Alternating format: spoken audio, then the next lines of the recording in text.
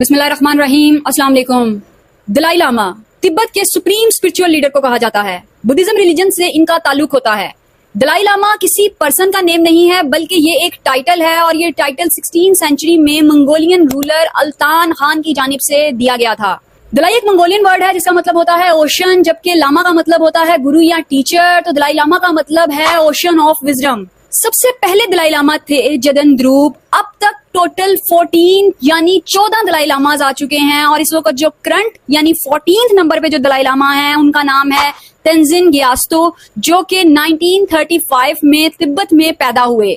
Supreme spiritual leader की selection बेहद unique होती है। तिब्बतन बुद्धिस्ट का ये अकीदा है कि जब भी कोई सुप्रीम लीडर वफात पाते हैं तो उनकी रूह दोबारा से जन्म लेती है, यानी वो किसी और बच्चे में री इनकारनेशन करती है और उस बच्चे को पहचानना और उसे पहचान कर ट्रेन करना इन बुद्धिस्ट की रूहानी ड्यूटी है। 1642 से लेकर 1959 तक दलाई लामाज ने तिब्बत पर हुकूमत भी की है, यानी वो सिर्फ तिब्बत के रिलीजियस लीडर नहीं बल्कि पॉलिटिकल लीडर भी रहे हैं। 1950s में चाइना ने तिब्बत पर कब्जा कर लिया और 1959 में एक बहुत बड़ी बगावत हुई जिसे चाइना ने कुचल कर रख दिया और इस तरह दलाई लामा ने 1959 में अपनी जान बचाने के लिए इंडिया का रुख किया और इस तरह से वो 1959 से इंडिया की रियासत हिमाचल प्रदेश में रहना शुरू हो गए। इस वक्त वो हिमाचल प्रदेश में रहते हैं जहां पर उनकी धर्मशाला है।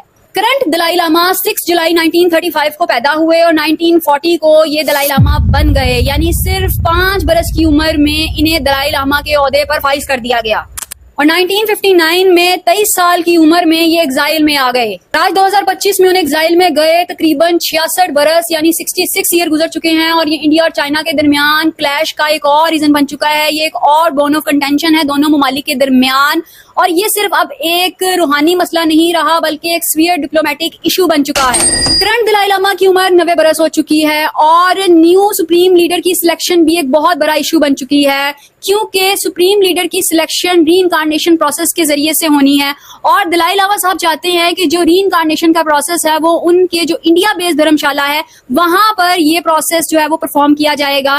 री इनकारनेशन जो हमने आपसे डिस्कस किया था वो वीडियो के स्टार्ट में बताया था कि री इनकारनेशन का प्रोसेस ऐसा प्रोसेस होता है जहां पर जो सुप्रीम लीडर की डेथ होती है तो वो उनकी रूह दोबारा से नए बच्चे में जन्म लेती है।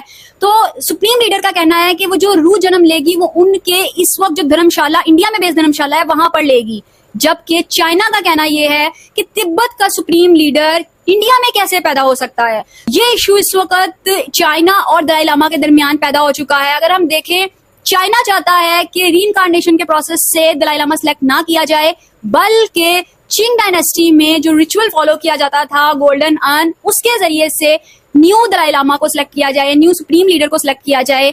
ये जो गोल्डन अर्न मेथड है इसको हम अपनी अगली वीडियो में डिस्कस करेंगे। तब तक के लिए आप हमारे चैनल को जो है वो सब्सक्राइब कर लें, फॉलो कर लें, ताकि हमारी अगली आने वाली वीडियो आप तक बआसानी पहुंच सके। और अगर आपको हमारी वीडियोस अच्छी लग रही हो, इन्फॉर्मेटिव लग रही हो, तो प्लीज इन्हें अपने फ्रेंड्स और फैमिलीज के साथ शेयर करें और अपना बहुत सारा ख्याल रखिएगा। अल्लाह ताला आपका हामी नासिर हो।